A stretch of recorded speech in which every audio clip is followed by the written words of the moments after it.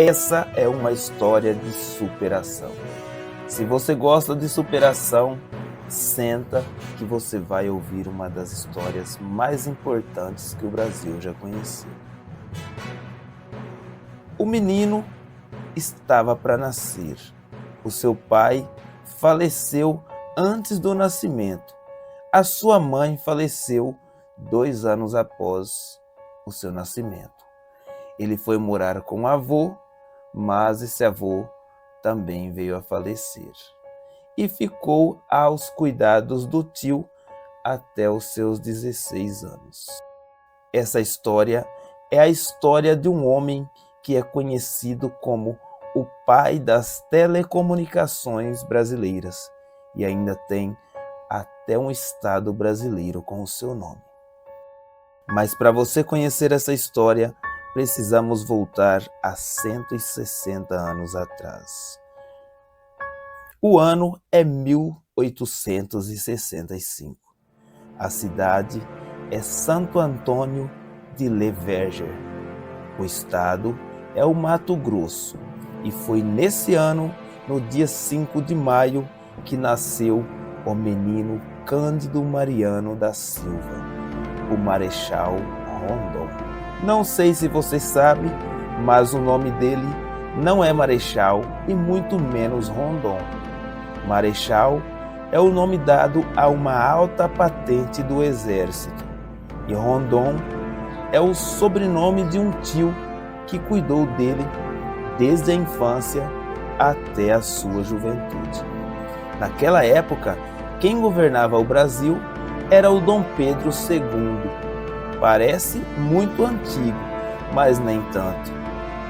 O Brasil vivia uma monarquia e estava envolvido até o pescoço com a Guerra do Uruguai.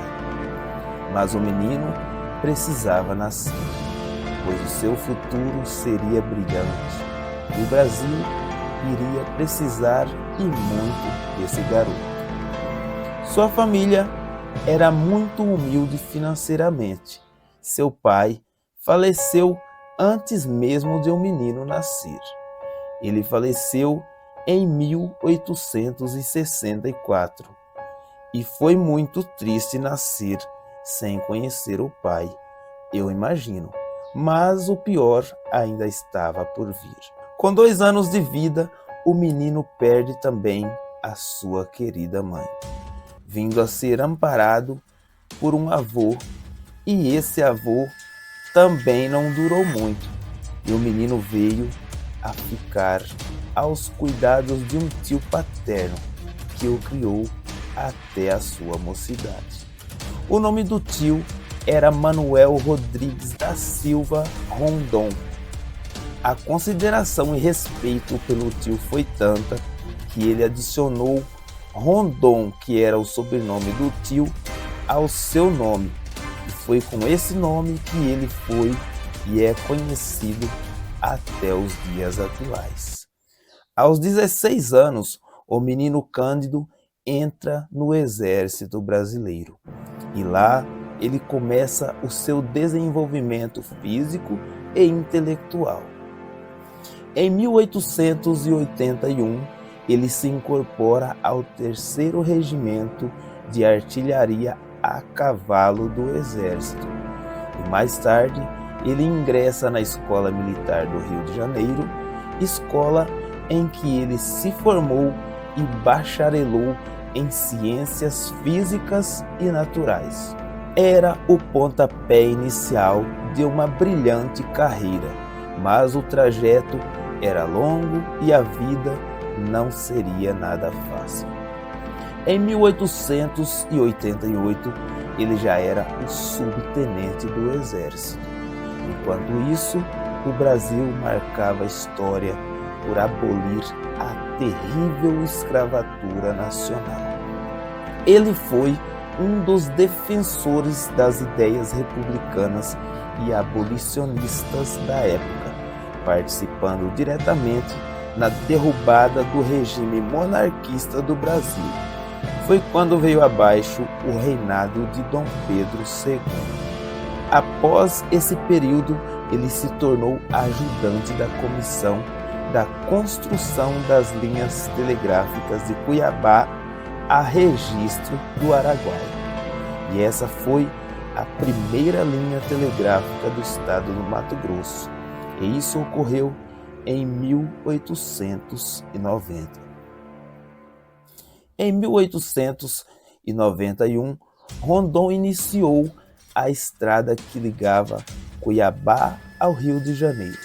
Nessa época, o Rio de Janeiro era a capital do Brasil, e isso explica a necessidade e a importância dessa estrada.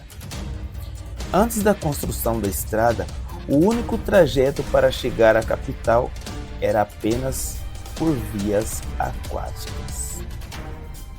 Rondon continuava seus trabalhos e tempos depois ele passa de ajudante para chefe do distrito telegráfico. Nesse mesmo ano, ele se casou no Rio de Janeiro e desse casamento ele teve 7 filhos, entre homens e mulheres. As instalações das linhas telegráficas trouxeram muitos conhecimentos a Rondon.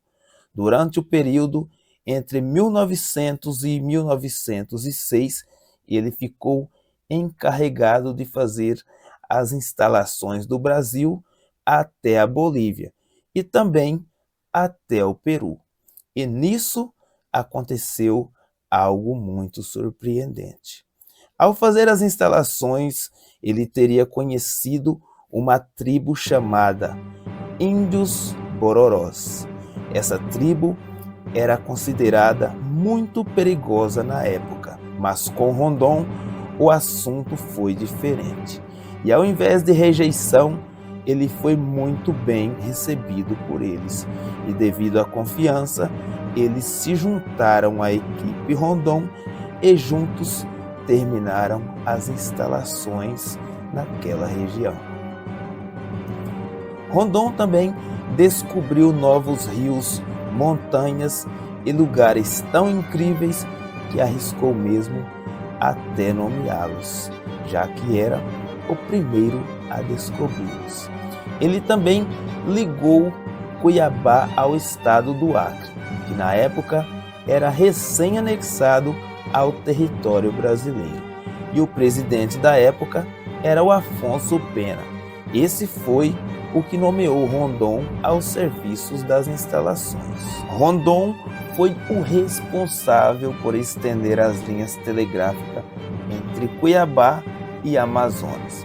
E nesse trajeto, ele descobriu o Rio Jurema, os perigosos índios Nambiquara, o Real Forte Príncipe da Beira, que é uma relíquia histórica do estado de Rondônia, entre muitas outras descobertas. Foram muitos os proveitos que Rondon teve em seus anos de trabalho.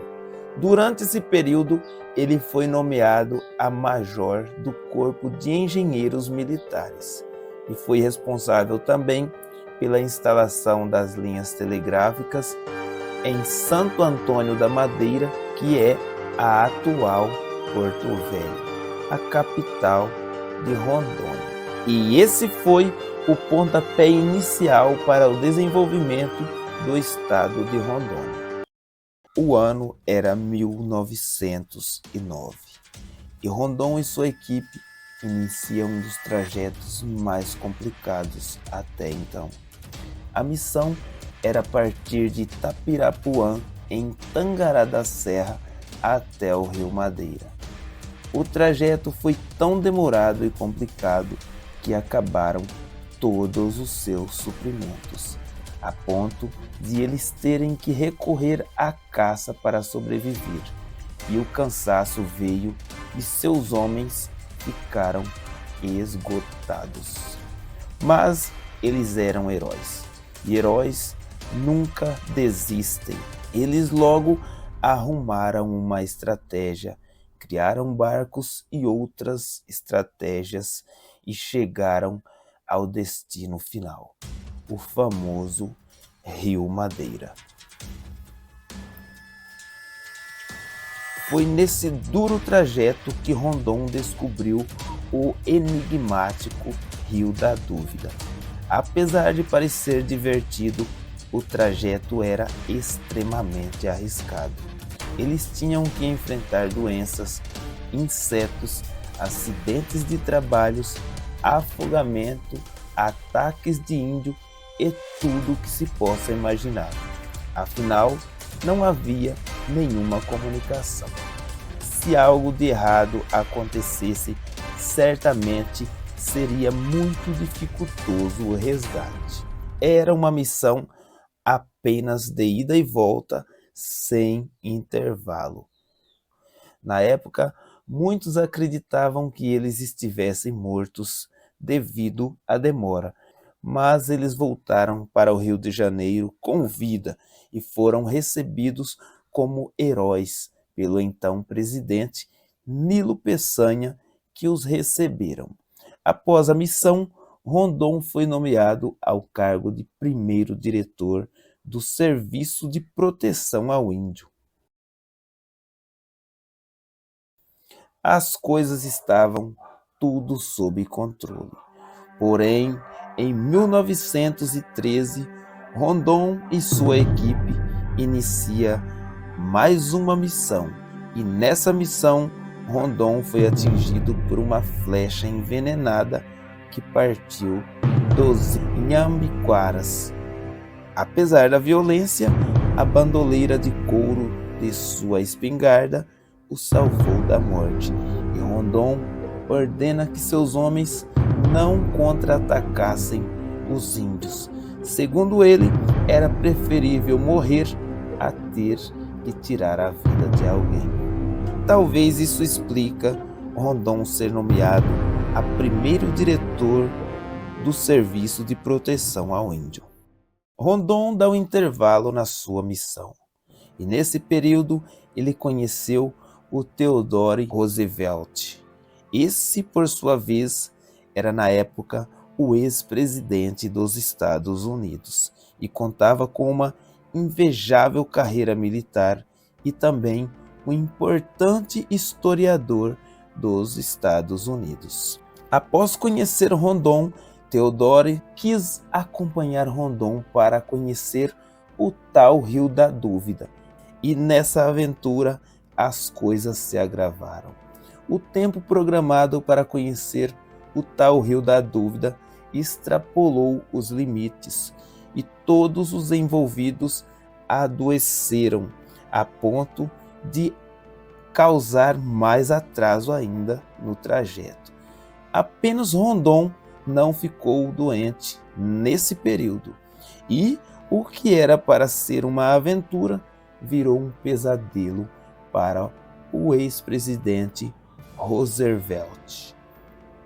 Depois dessa viagem, Theodore Roosevelt nunca mais recuperou a sua saúde, e apesar da demora, eles conseguiram concluir o trajeto, e em homenagem ao ex-presidente, o rio, que era o Rio da Dúvida, passou a ser chamado Rio Roosevelt. E esse feito ocorreu em 1914. Muito tempo depois de Rondon ter dado uma pausa na sua missão devido à flechada que tomou do índio, Rondon e sua equipe amigavelmente conseguem prosseguir com a missão. Sua equipe, que era nomeada por Comissão Rondon, conseguiu avançar mais 372 quilômetros de linhas telegráficas e construíram mais 5 estações telegráficas. Em 1915, Rondon completou sua missão telegráfica, inaugurando a instalação telegráfica de Santo Antônio da Madeira. Ao concluir a sua missão, Rondon já estava com 50 anos de idade, e embora já tivesse com uma idade de pensar em descanso, Rondon seguia firme com a ideia de servir o seu amado país. Ele trabalhou até 1919 mapeando o estado do Mato Grosso, se qualificou a general da brigada e se tornou o diretor de engenharia do exército. Como diretor de engenharia, ele acumulou cargos importantes e também autorizou a construção de vários quartéis do exército. Rondon também liderou as forças do exército em missão na campanha do Paraná. Examinou fronteiras do Brasil com países vizinhos e também foi mediador de conflitos entre países vizinhos. Rondon ficou conhecido por descobrir vários rios nas regiões de matas brasileiras e descobriu e fez contatos com várias tribos indígenas e também tem participação na construção de uma das mais importantes reservas indígenas do mundo, o Parque Nacional do Xingu, que foi criado em 1961. É verdade que foi criado depois da sua morte, mas ele foi um dos que teve a ideia de criar o Parque Nacional do Xingu. Em 1955, quando completou 90 anos, Rondon foi agraciado com a honraria de Marechal do Exército Brasileiro. O título foi concedido de forma justa e honrosa pelo Congresso Nacional Brasileiro. Em 1957, Rondon foi indicado ao Prêmio Nobel da Paz pelo Explorers Club de Nova York. Marechal Rondon é um dos homens mais brilhantes que o Brasil já conheceu. Sua vida foi toda dedicada ao desenvolvimento e crescimento do Brasil. Rondon também é conhecido por ser o pai das telecomunicações brasileiras. Ele faleceu no dia 19 de janeiro de 1958, aos 92 anos de idade. Morreu o corpo, mas o Marechal Rondon está eternizado para todo o sempre na história do Brasil. Em sua homenagem, seu nome está eternizado em várias ruas, praças, escolas, avenidas e muito mais lugares pelo país. Inclusive, não poderemos deixar de ressaltar: o estado de Rondônia tem esse nome em homenagem a esse brilhante homem chamado Cândido Mariano da Silva Rondon, o nosso Marechal Rondon. E essa foi a brilhante história de superação, de luta e de força de um homem que não desistia nunca. Esse foi o Marechal Rondon, um orgulho para o povo brasileiro.